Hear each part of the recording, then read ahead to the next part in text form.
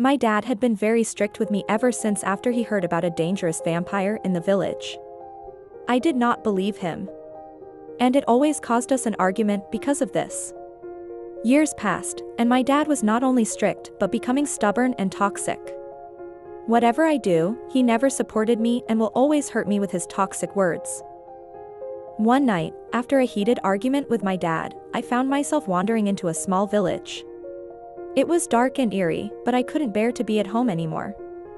As I walked through the narrow streets, I noticed a house with a warm glow emanating from its windows. Curiosity got the better of me, and I decided to take a look. Inside the house, I was met with a stunning sight. Sitting by the fireplace was a woman with long, flowing black hair. Her back was facing me, and when she heard my footsteps, she made the fire disappear with just her spell. I couldn't really see because it was all dark now. "Why are you here? Don't you know how dangerous it is to wander around here?" she said with a seductive voice. I hesitated for a moment, unsure of how to explain my sudden arrival. "I had a fight with my dad," I finally admitted. "I needed to get away from home." After saying this, I can smell her fragrance. It was captivating. I tried to walk closer to her, but she stopped me. "You don't want to be here, girl. Trust me," she said. I was feeling annoyed because of the dark. Then I said, "Can you please turn on the lights or put back the fire or something?" Suddenly, the fire appears again. Her back is still facing me. I started to get more annoyed because her back was still facing me. Gosh. Face me. Is rude to talk with your back facing people. Don't you know that? I said with a louder tone of voice. She froze for a second and turned to face me, but when I saw her face, I couldn't believe my eyes, thinking I just saw the most beautiful woman in my life. I immediately fainted and fell to the ground because of how beautiful she was. In the morning, I woke up, but it was all dark. Her room was all covered up with dark curtains. She sat beside me. I asked if I could stay a little longer, and she agreed. I took a closer look at her, my eyes locked on hers. "I'm Stacy, what's your name?" I asked. "I'm Eliza. You're the only one who doesn't fear me." "Do you know what I am?" she asked me, then looked away. "Fear you? You're kidding, right?" I asked with confusion. "Never mind," she said. "I can stay as long as I want." Grateful for her kindness, I accepted the offer and stayed with Eliza. Over the next few days, I spent most of my time with Eliza. We talked about our dreams, our fears, and everything in between. I felt a connection with her that I had never experienced before. As the days turned into weeks, then into months, my feelings for Eliza grew stronger.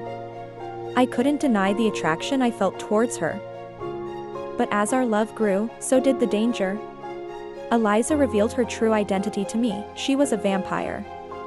I was shocked, but it didn't change how I felt about her. I loved her for who she was, vampire or not. However, the village was not as accepting. Rumors began to spread, and soon, my dad with a mob gathered outside our house.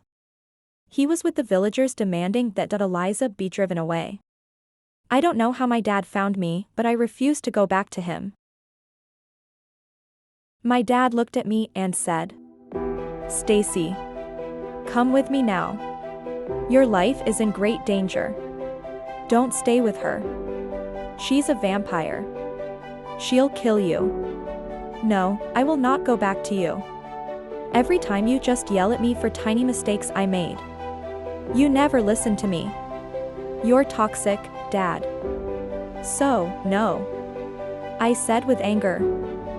My dad was shocked and speechless, with his eyes widening and jaw dropped, and he was feeling embarrassed. Eliza then stepped out of her village house and said, "I meant no harm. I did not hurt a soul until now. Look at her. That's no bite marks." Hearing this, I walk a little closer to the villagers and show my neck to them. Some of the villagers took a closer look at me and my neck to see if there were any bite marks, but they couldn't find any. The villagers looked at each other and whispered softly and left peacefully. My dad left with them, but he was not too happy, saying he would be back with some vampire hunters if I still refused to go back to him.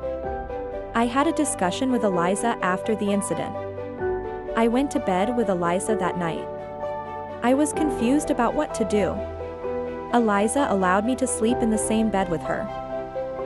My feelings for Eliza are growing more.